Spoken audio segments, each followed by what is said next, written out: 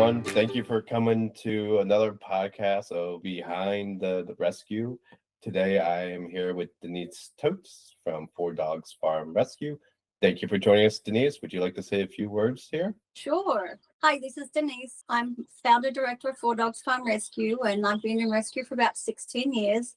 I originally started as an independent rescue, as a hospice-only rescue, and that was amazing. We rescued a lot of hospice dogs. Not every dog that is hospice is suffering. The problem with hospice rescue, as many people might know, is that people want you to rescue those dogs, but they don't want to support you necessarily. So I moved from hospice, and I still have hospice homes. I have about 20 hospice dogs, and I love them. They're kind of my favorite. We moved to small dogs. Then small dogs just had it so much easier than the large dogs. And I was like, oh my God, how am I going to get all these large dogs adopted? And I mean, to me, large is anything from 50 pounds to 100 plus pounds. And it was doing fairly well for the first few years until, as we all know, when COVID hit and then the world opened up and everybody went back to work, things drastically changed for all of us in rescue. We're a medical rescue. Most of our dogs start off in serious condition, injured, seriously injured, like even set on fire, injured, hacked up with machetes, thrown off cliffs.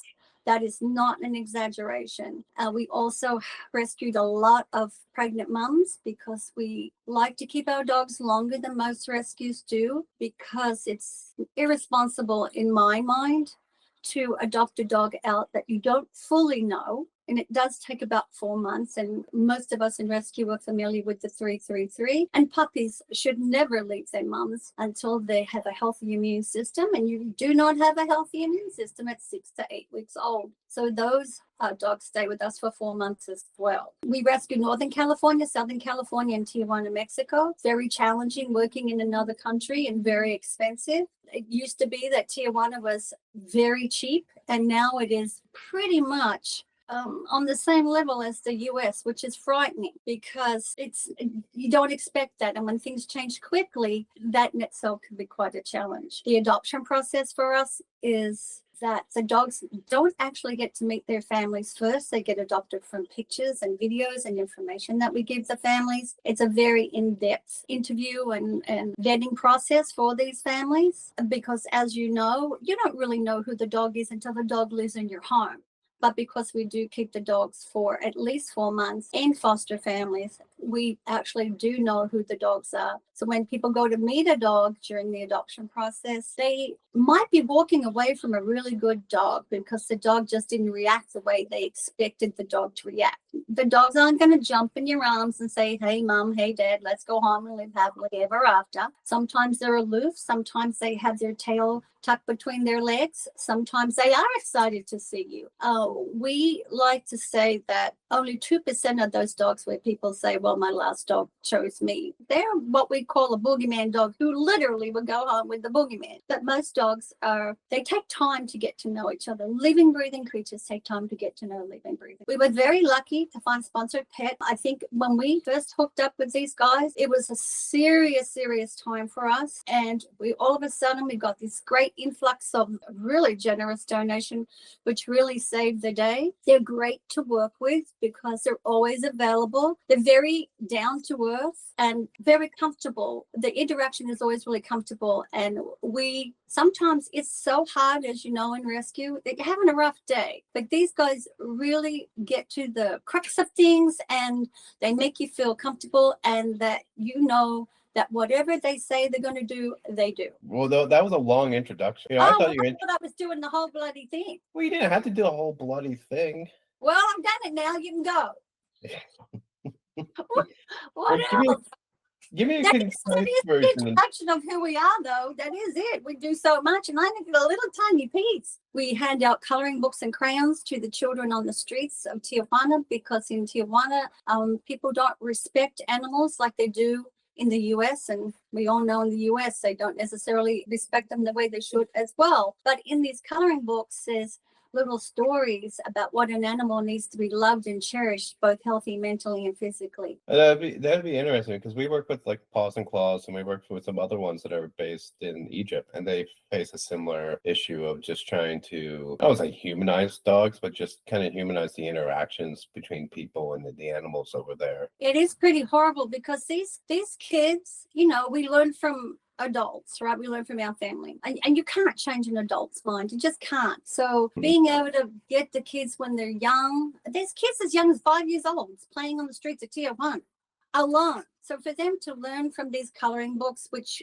we get donated by Operation Blankets of Love, to enjoy coloring in, reading the stories, then we're planting a seed that's going to maybe change their view on animals that are going to be different from their parents. Not everybody treats animals poorly there, but it's very poor. And the poorer the place, the harder it is for people to actually care, unfortunately. No, it's very true, right? I mean, you really have to start in at that young age just to be able to make change. Because yes, because it's too late once their minds are set, and they're hungry too. There's many days where the kids aren't getting fed, and they don't have new clothes, and they don't have this, and they don't have that. So, and it's usually the families are, you know, they don't have the garbage pickup like we have here, and so the dogs are they're starving, and they're trying to get into their garbage because they're hungry, and then they become a problem, and then the adults think, you know, let's get rid of them, and then sometimes, unfortunately, it's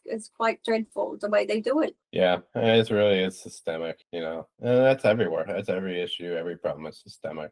But the coloring books is a really good idea. I like that. Oh, it is, because it's teaching them almost accidentally. They don't know what's happening. They're just having fun, and they're enjoying doing it. And as they read it, and the more they do it, it just becomes something internal and a habit that they're going to maybe do something different than their parents did. Yeah, no, I agree. That's really cool. It's definitely, I was just speaking with a nonprofit this morning, and they do something where they paint animals that are up for adoption and rescue. They get supplies that come in from Michael's and another place, and then they'll sell them to organizations around to help support those nonprofits that have those animals up for adoption. Wow. Which is really cute. So, and she's up in the Seattle area. I might be able to connect you. I'm thinking of doing like once a month a roundtable discussion with all of our nonprofit partners and just That would be great. people together. Because honestly, places like Seattle, Washington, Canada, those kinds of places, they actually short on dogs. And we're super saturated in California, everywhere. Yeah, and that's what they're saying. Even in Seattle now, it's getting Washington's getting saturated because they used to take dogs in from all over the place, but now since COVID and Mainly that small dogs. Mainly small dogs. It's really hard when you're in rescue with big dogs. It's really hard. I've had some of my larger dogs. Everybody says, "Oh, my dog's really big. It's 40 pounds." Well, that's not very big to me. But people don't want to adopt the bigger dogs, and it's hard. Some of our dogs have been with us for 5 years. And especially harder now too, because you have people living in smaller spaces and apartments and not much yards, right? And that limits the market of where those larger dogs can go too. Right? Well, it kind of does, but what people, when they think about adopting a larger dog, they think, oh, well, I only have a small backyard. Well, to me, if you're really a dog person, a backyard is basically a glorified toilet and a place to lay in the sun. Because if you're really a dog person, you're going to take your dog out. No, I don't like dog parks. Dog parks are very dangerous. They're full of disease, and you never know who's walking in the door. And your dog might be well behaved, and the other people you're there with, dogs might be well behaved, but you might be getting a dog that's walking in the door that may have some issues, and the parent has no idea how to handle it. And very often they're oblivious to what's going on, and then something happens. But going into an open place and taking your dog there, that's what dog parents mainly do, because the big dog's not going to be running around the backyard exercising itself. But it is much easier to have a yard of some kind so that you don't have to get dressed every time your dog needs to pee and walk down the street. For sure. Yeah, those are good points. Those are good points for sure. What inspired you to start your nonprofit? Well, as a little kid, I grew up extremely poor. And we lived at the bottom of a big cliff. It was no fence. above the cliff, but a lot of people lived up there, and dogs would fall down in my yard, and some would die and some would be seriously injured, and it was horrible. And I'm old. So there wasn't vets on every corner or everything like that, and we couldn't afford to do anything, but we did our best with the dogs. And I saw how hard it was for my mother, and I just decided that one day when I grow up, I'm going to save all the animals in the world, because I knew what she was trying to do the best she could without any money whatsoever. We didn't even eat every day, so I was like, I'm going to do something different. I'm going to make sure that I'm going to save them all. Well, of course you can't save them all, but you can try to do your very best, and that can be a challenge some days, especially when the funding is just not there to do it. But for us, all of our dogs do start off as medical dogs. So I decided, because I was a medical practitioner, I should go into the medical rescue side of things, because honestly, humans and dogs, their medical problems are not even that different. Their medications aren't that different. The x-rays aren't that different. The labs are the same. It was such an easy transition for me. And so that's it. So I got here. That's pretty cool. Where did you grow up? Sydney, Australia. How old were you when you came over here? Don't be asking me those rude questions. I've been here for... How about how old you were, not what year? How about that? Well, I was 28. I've been here 30-something years. So you're 100. 29. You're 29. Oh, good. There you go. I like that. I'm married. See, I know. I'm always wrong. You have been schooled well. Yeah. I'm 39. It's been hammered into me. Don't worry. 39. My God, I wish. Well, you look good for however old you are. I look good. You look good for being old. Well, I don't know how old you are. You could be 39. You could be 69. I don't know. No, I'm not 69. I'm 62. All right. Old as Jesus. What's that? Old as Jesus, I tell people. You're just coming down with some new commandments maybe here soon. There you go. Are you drinking sangria in the morning? What are you drinking? Oh, no. Oh, that would be lovely, though. It would be lovely. It would be lovely, though. Got a lot to do. We're kind of getting sourced in the middle of the day when there's a lot to do. Yeah, there's a lot to do. That's for sure.